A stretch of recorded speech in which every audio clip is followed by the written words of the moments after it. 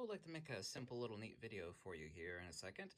I've got over a dozen handwritten 250-page journals with unique discoveries and whatnot in it. These are pillar edicts. There's also two rock edicts of King Ashoka, basically 2,600 years ago.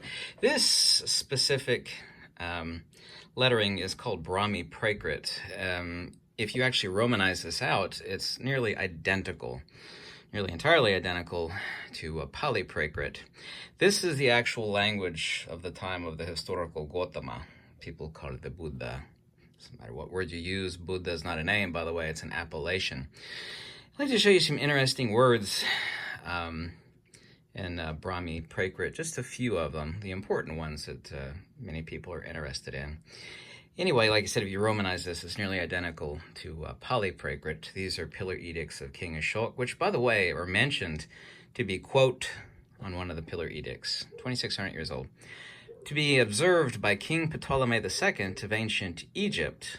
And the pillar edicts, King Ashoka was a convert to, now the term Buddhism didn't even exist until the 16th century, but King Ashoka was a convert to the teachings of the historical. By the way, Sakyamuni is not a name either. Sakyamuni is Brahmi Prakrit and also two Pali Prakrit, which just means Scythian sage. I don't know if you know who the Scythians are. Anyway, let's get to it. Let's show a couple things here. I like to make videos that are completely unique and unlike anything else that anybody's mentioning on any website, and certainly so on YouTube, and go over a few different words. If you could hear the neighbor's dog barking there in the background, it's always a timely thing. There's a reference to ultimate bliss, or paramam sukham, and this is a specific word. Let me actually move this out of the way so I can get a little bit more light. Paramam sukham, and it's two words, yeah, and it's two letters, excuse me. I said two words, two letters, and the two letters are suti. Su, right here. This is a multicolored pencil. It actually puts out different colors. I don't know why I chose this one. And here's another one, T, Suti. I know kind of what that resembles. Let's not talk about that. But Suti, this is how you actually write these two characters, reference to absolute or supreme bliss, or in the ancient Pali or the ancient Brahmi Prakrit, which are essentially identical. There is some nuance difference, but when you Romanize Brahmi Prakrit, i.e. this, it's the exact same thing in Pali. If you Romanize it, Suti, so Suti, this is Paramam Sukham, which means ultimate or transcendental bliss, the absolute bliss of the fulfillment of wisdom. Also, too, I want to show you a discovery. No one ever made one way out of it, one way or another. There are actually stone carvings found on, there are these feet carvings in stone that are called Buddha Pada, which Pada is the foot of the Buddha, and inside the feet there'd be these carvings, and people can never make anything out of it. It's like, there's this interesting character here, and we don't know what it actually means. By the way, the word in ancient Egyptian, just as also too in ancient Egyptian, the word for Aten, meaning the transcendental or solar absolute, is also too the same thing in Pali. The Aten in Pali, the word is identical. Aten in Sanskrit, the word is Atman. The word for the ultimate sanctuary or the place, which is not a place at all, is called Samma. Samma does not mean right. That's actually a mistranslation, and that's a discovery of mine. So what they've been doing is translating like Samaditi, Samavimukta, is like right view, right liberation, which is completely nonsensical. It doesn't mean that at all. This is what happens when materialists and secularists get hold of ancient metaphysics. And there are these two characters that are referenced to the absolute. Some of these might make a great tattoo, yeah? Should actually draw this character like this. Oh, excuse me, screwed up there.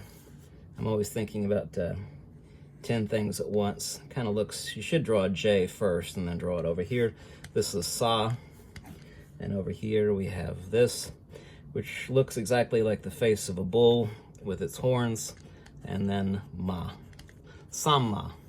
So these are the two characters. Let me redraw that again a little bit more clearly. Sa, there's the first character, and Ma. Looks like a bull, should be perfectly circular with its horns right here. Now this is the the short version of it. There's actually a more fancy way of drawing this character, Ma, and I'll show it to you in a second. And this is the word everybody loves to use, especially people in Europe and England and America, as they use the word meditation. It's like, oh yeah, meditation. Let's go over here and type. This is what happens when you think about 10 things at once. Type in the word for meditation. What it's a reference to is recollection, or anamnesis, i.e.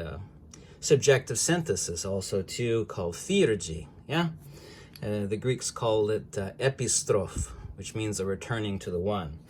And we have one of the first characters here, which I've already shown you. The word sate. Now, in Romanized English from the Pali, they'll say sati. We'll say this word, S-A-T-I, sati. Samatha kavipassana. It's a reference to recollection or anamnesis, but what this is sa te. And this is how you draw. This is the ancient Indian. Of course, India didn't exist back then. The ancient Brahmi Prakrit word, which is composed of 2 characters for what Americans love to call meditation. Of course, meditation is completely inspecific, but this is what the word and the correct pronunciation in Brahmi Prakrit for what Gautama, the Buddha, did. Buddha is not a name, it's an appellation. There's a big mistake everybody makes, so sate. And it's just these 2 characters here. Here's one a lot of people will be interested in. Maybe someone will get this as a tattoo, right? The word for Buddha, right? Okay, let's do it in English here. Yeah, Buddha. Yeah, we got 6 letters in English, but what about the original way they wrote it in the time of the historical Gautama? Yeah, the original Buddha, if you will. How do they? We got 6 characters in English. How many characters in ancient Prakrit? Prakrit is, of course, a reference to both Pali and Brahmi Prakrit. Both are Prakrits, by the way. But how do they write it in the actual Brahmi Prakrit of the historical Gautama Buddha? Well, it's just 2. Bu and de. Buddha. Yeah, let's draw it here. Like a little box. Looks like a lollipop on top of a stick. And looks almost the same in English, right? It does look the same. These 2 characters. So, how would you draw Buddha in the original language of Gautama Buddha? Here we go. Let's do it a little bit more clearly. There we go. Buddha. 2 characters. Buddha. Buddha. Buddha. That's it. That's not it for the video. Let's go on to, and what do they actually call? They didn't actually typically call him Buddha. There's another word that was used. It's typically translated as Lord, but what it means is spiritual master. And this word in English, yeah, Bhagavan. Bhagavan, yeah? 3 characters. Ba, ga, van, yeah? 3 characters. Ba, ga, vam. Bhagavam, yeah? Bhagavam. Let's get to the important little discovery. I made this ages and ages ago. These are the primary ones that I wanted to talk about. Saw, sanctuary, the characters. This is a really important one, actually, is Sama. This is the word for the solar absolute, the absolute attainment. And when you have the absolute attainment right here, which is Sama, the way you draw that, not the experience, since it's not a psychophysical experience, is this, Sutti. This is Paramam Sukham, in other words, absolute bliss of complete liberation, transcendent, metaphysical, the fulfillment of theurgy, the fulfillment of synthesis, Sutti. Right here, Sutti, that's actually how you draw that. Anyway, you could look up the Buddha Pada on a Google search. There are these giant stone carvings. What it is metaphysical writing. What they are is there's a few different ones. They're really huge, actually. They'll actually 1, 2, 3, 4, 5, like this. They look like a giant foot, and they're carved in stone. Right in the center here is the wheel. In other words, you're standing in the nabi, right there, the absolute center of all things. And up here, this is what nobody on earth can figure out. I figured it out. It's really, really simple, actually. Yeah, there we go. Actually, I can't show you. There's 7 symbols because this is social media.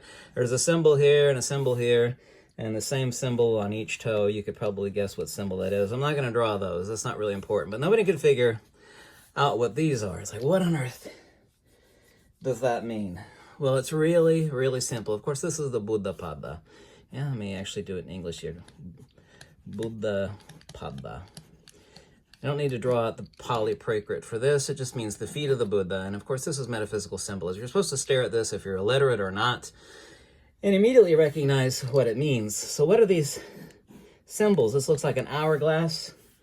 Yeah, with a plane drawn in the middle. It looks exactly like an hourglass with the plane of inertia. It's drawn right through the middle. Yeah. We have something here that looks almost identical to Ma.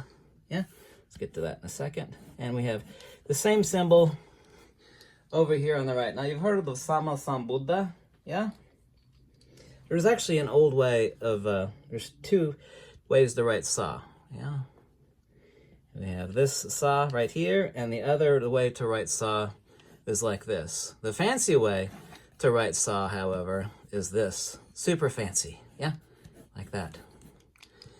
Doesn't it look like the plane of inertia? In other words, it sits between the opposite of both antinomies. So this is the fancy, all of these are essentially the same. There's a nuance, but this is a fancy way to write that. So this is the solar absolute. This is the Trisula, by the way. We all know what that is. Trisula, right there. Look up the Trisula on Google. So we have Sam, Ma, Sam, and what this is short form. We know it's the Buddha Pada. Literally, there's nobody else in the world that figured out what this tri-group of symbols means. None of them. Many of them knew that this was the Trisula. Look up the Trisula. Like, what is this on the Buddha Pada card? We have no idea. Kind of strange looking. This is just the fancy or the ornate way of drawing Sa. Yeah. Samma Sam. You know where you've heard that before? Samma Sam Buddha. Samma Sam Buddha is the ancient Prakrit way of saying the thoroughly, absolutely bliss, transcendent, liberated Buddha. So we know this is a Buddha Pada. It's like, what does this symbol mean? Well, this is the feet of the Buddha. Giant stone carving. Some of them are huge. And what this says right here, first person in the world to accurately translate what the hell this is, because everybody else says the same. We have no idea what this means. Right here, these 3 symbols. Yeah. It means Samma Sambuddha. In other words, he's standing in the solar center of the absolute between all antinomies. Yep. Sorry, I can't show you what these symbols are here. There's 1 on each toe. We got 5 here and 2 down here. But I bet you can guess what they are. I can't talk about that symbol on social media. That particular symbol, too, is nearly identical. It's always been a reference to the solar absolute. Looks like a different version of the ancient Brahmi word for letter, T. This is Suti, which is Paramam Sukham. This particular word right here, composed of 2 letters, Suti, means Paramam Sukham, or absolute transcendent bliss. Once again, here's the word for Buddha. It's Buddha. In the ancient Brahmi pronunciation, it would have been Buddha. So Buddha, yep. But more typically, they didn't call him his disciples. Now, the outsiders would actually call him Buddha. And the people not in his following, his collection, his collective, they referred to him, the lay people. They called him Buddha. But his followers, they called him Bhagavan.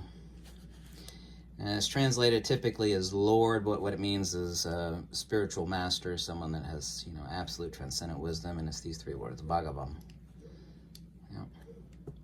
Buddha is just in the word for, I hate to use the word meditation. It's one of the most despised words by me because it doesn't mean anything specific. Is this right here, sati. In English, we say sati. It's sati, sati. There we go. And this is sanctuary, or the transcendent absolute, samma.